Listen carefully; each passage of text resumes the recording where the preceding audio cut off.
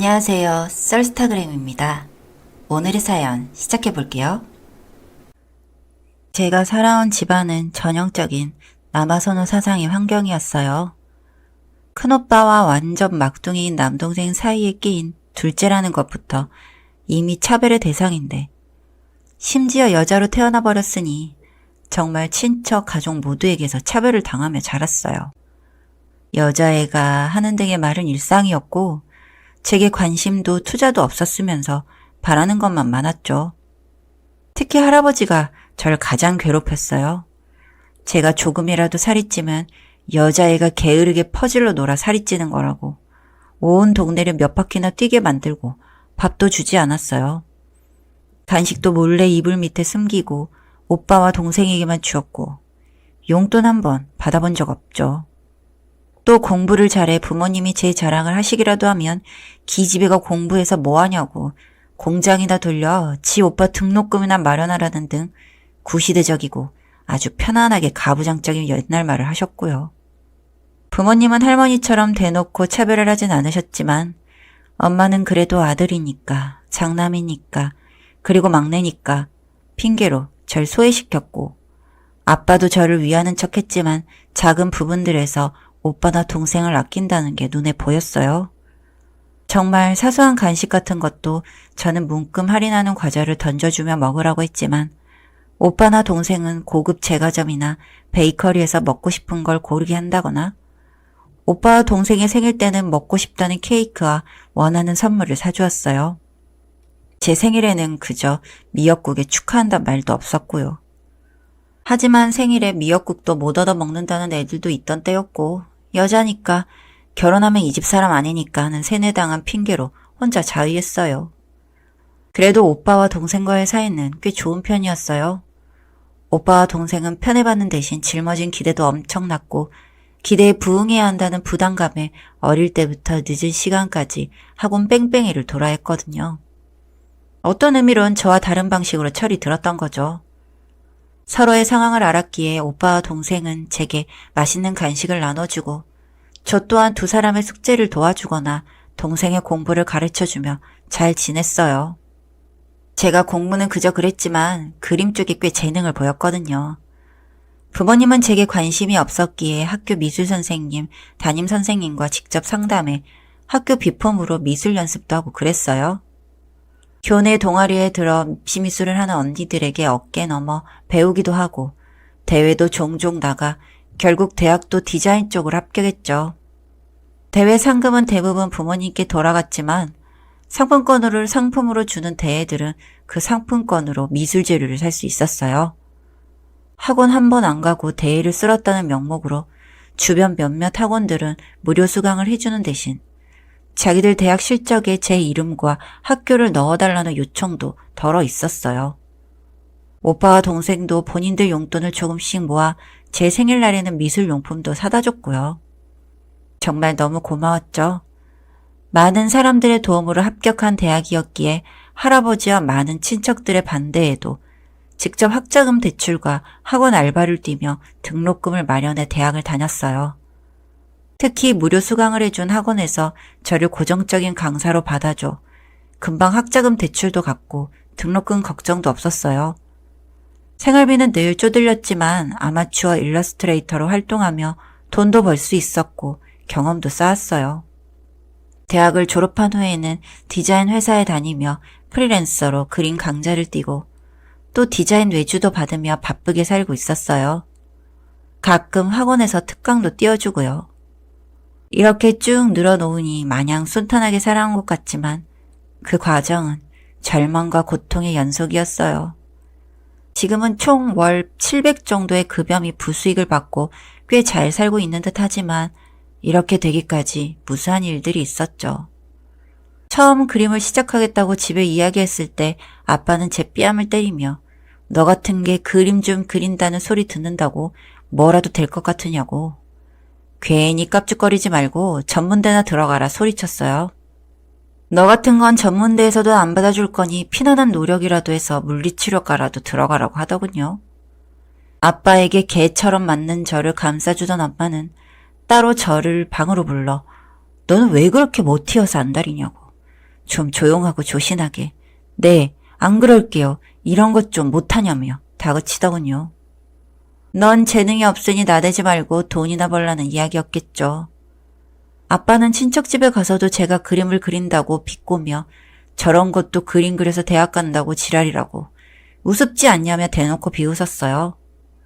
할아버지는 어디서 여자가 대학 이야기를 하느냐고 또 역정을 내셨고 그날 전 모든 친척, 사촌 동생들, 사촌 언니 오빠들이 보는 앞에서 종아리를 맞으며 반성을 강요받았어요.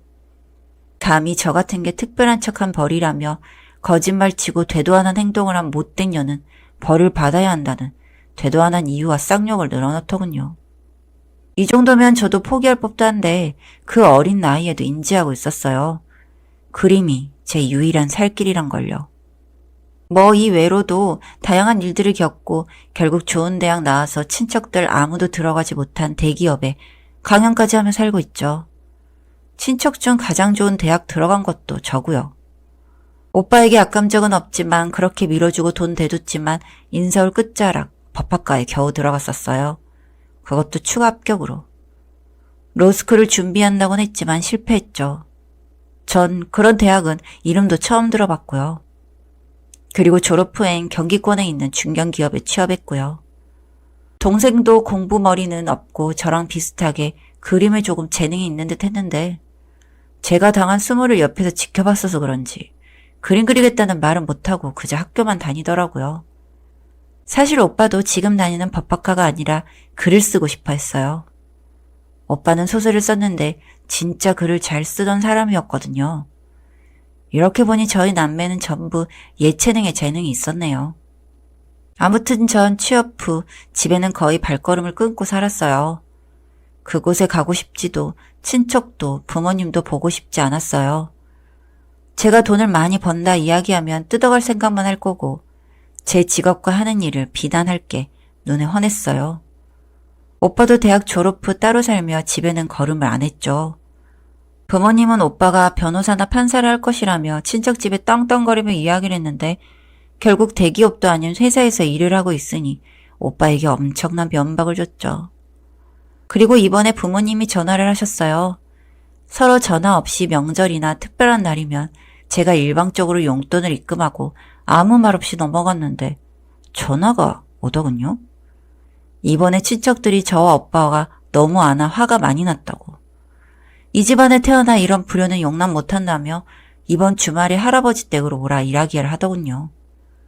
저는 그 주에 강연이 있다고 했지만 니깎게 무슨 이라며 혀를 차시길래 그냥 대답을 하지 않았고 아무튼 오라는 말과 함께 전화가 끊겼어요. 저는 곧장 오빠에게 전화를 걸었죠. 오빠와 동생과는 계속 연락을 했었거든요. 오빠도 연락 받았냐 물어보니 오빠는 제게 오라고 하더라.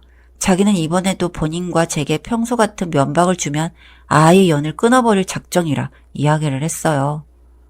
오빠가 그런 생각을 하는 줄은 몰랐어요. 제가 완전히 발길을 끄는 이후에도 오빠는 종종 친척 모임에 끌려다녔는데 그때 주변에서 엄청나게 소리를 들었었나 봐요. 제가 없는 자리였으니 제 욕은 뭐 도가 텄을 거라 예상은 했지만 아예 연을 끊을 작정을 할 만큼 심각했나 봐요. 전 오빠에게 오빠가 그런 생각이면 나도 좋다고. 하지만 그럴 거면 막내도 챙기자고. 오빠가 막내 데리고 살든 우리 셋이 합치든 그렇게 하자 이야기를 했어요. 오빠가 막내를 데리고 살면 어느 정도 금전적인 지원은 제가 도와주겠다 이야기했고요. 오빠는 막내는 본인이 데리고 살겠다고 했고요. 아무래도 같은 남자끼리니 좀 편하고 그런 게 있겠죠. 서로 그런 이야기를 끝내고 주말 저는 오빠의 차를 타고 할아버지 댁으로 갔어요. 이동 중에 부모님과 친척과 연을 끊게 되면 어떻게 할지 구체적으로 이야기를 했고요. 또 동생에게 연락해 우리가 들어오면 구석에서 모든 장면을 녹음해달라 미리 이야기를 했어요. 할아버지 댁에 도착했을 때는 예상했던 대로 그냥 난리였어요. 그 집 문을 열자마자 고모부가 제 머리채를 잡으며 2년 이제서야 기어들어오는 꼬라지를 보라고 술에 취해 벌건 얼굴로 이야기를 했어요. 삼촌은 고모부에게서 절 넘겨봤더니 이 미친년 여기가 어디라고 기어들어오냐 욕을 시작했고요. 예상은 했지만 참 다른 친척 동생들은 방에 박혀 벌벌 떨고 있더군요. 늘 제가 목소리가 컸고 당당하게 하고자 하는 걸 이야기했으니 화살은 제게만 날라왔는데 제가 없을 땐 다른 사촌들도 갈려 나갔겠구나 싶었어요. 어쩐지 제가 다시와 안심하는 듯하는 모습에 정이 털리더군요. 한숨을 쉬고 아빠를 쳐다보니 뭘 꼬라보냐며 제 뺨을 치시더군요. 고모들도 엄마도 숙모도 전부 부엌에서 자기들끼리 이야기만 하고 말리는 사람이 아무도 없었어요. 그때 오빠가 소주병으로 TV를 후려쳐 부수고 닥치라고 소리쳤어요. 그 후로 쌓인 말들을 쏟아부었죠. 당신들이 나한테, 내 동생한테 해줄 게 뭐가 있다고 이 지랄 난리들이야. 용돈 한번 제대로 쥐어준 적도, 고생한다고 한번 안아준 적도 없는 갓잔치도 하는 것들이 나이 처먹으면 어른이야? 그따위로 늙을 거면 그냥 얼른 뒤져. 지금이라도 안 나대고 뒤지면 장례는 치러줄 테니까. 근데 나도 내 동생들도 이제 더는 못하겠어. 나 이제 이 집안 사람 아니니까 호적에서 파건 말건 알아서 해. 이딴 쓰레기 같은 집안 필요 없고 제발 다 내 인생에서 꺼져줘요. 오빠의 호통 뒤 저는 저를 잡고 벙쪄있는 삼촌을 밀치고 이야기를 했어요. 당신네들이 오늘 나한테 욕하고 때리고 지랄한 거 전부 녹음했으니까 다음엔 경찰서에서 보자고요. 아, 그리고 고모부는 저한테 그러시면 안 되지 않나요? 고모부 다니는 회사가 저희 하청인 걸로 아는데 하청에서 하나 날리는 거 일도 아닌 거 알잖아요. 공석에서 보자고요. 저는 떨리는 목소리를 애써 숨기고 아무렇지 않게 이야기했어요. 고모부가 유독 오늘따라 제게 막말을 하고 폭행을 한 것도 저희 회사 측에서 고모부 회사 쪽에 갑질 아닌 갑질을 한 것 때문인 걸 알고 있었어요. 그래서 아무렇지 않게 이야기할 수 있었나 봐요.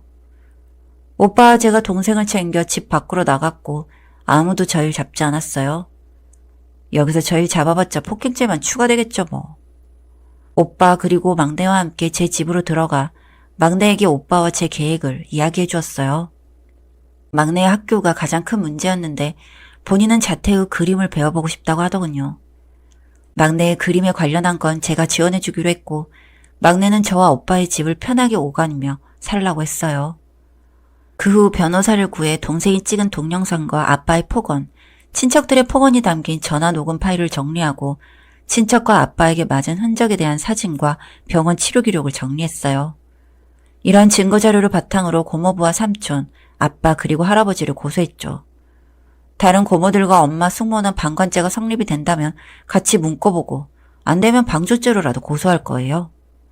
단순 폭언과 폭행 등으로 끝날 수도 있었고 가족이라 둥글게 합의하라는 반응이 많았지만 운이 좋은 건지 제 복을 걷어차는 건지 고모부는 제 회사 및 집까지 찾아와 절 협박하고 위협해 전 바로 112에 전화해 현행범으로 잡아 넣었어요. 이쯤 된다면 적어도 고모부 한 사람은 지독하게 엿먹일 수 있겠죠. 친척 가족을 대상으로 한 소송이기에 제가 원하는 만큼의 결과를 낼 수는 없겠지만 어떤 시기간 끝까지 가보려고 합니다. 폭행으로 인한 접근금지 신청도 했으니 얼굴 마주볼 일은 법원이나 경찰서밖에 없겠네요. 사실 할아버지가 가장 믿고 싫지만 제가 가족들을 대상으로 그 난리를 치는 모습을 보고 바로 기절해 쓰러지셨고 오늘 내일 한다는 소리 들으니 통쾌하지도 슬프지도 기쁘지도 않더라고요. 그냥 그저 그 정도밖에 안 되는 사람 때문에 내가 그리도 힘들었구나 싶었어요. 단 한 번도 가족이라 생각한 적 없으니 죽어도 장례식장에 가지 않을 거예요. 눈물 한 방울 안 나올 것 같아요. 가족이란 이름으로 평생 저를 괴롭힌 사람이니까요. 지긋지긋한 부모님과 친척 얼굴 안 보고 목소리 안 들으니 정말 살 것 같아요. 지금은 오빠 친구를 소개받아 연애도 시작했어요.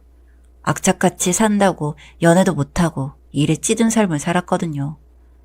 사실 그건 핑계고 친척이나 부모님이나 결혼한 어른들 중 좋은 사람은 보질 못했고 두려움도 있었어요. 하지만 막상 제가 연애를 해보니 꽤 나쁘진 않더라고요. 사랑받는 기분은 처음인데 꽤 행복했어요. 전 앞으로도 제 가족, 오빠와 막내, 그리고 사랑하는 남친에게 사랑받고 사랑하며 제 커리어를 쌓으며 살 거예요. 다시는 누군가에게 휘둘리는 삶을 살진 않을 거예요. 여기까지 썰스타그램이었습니다. 구독과 좋아요 부탁드릴게요.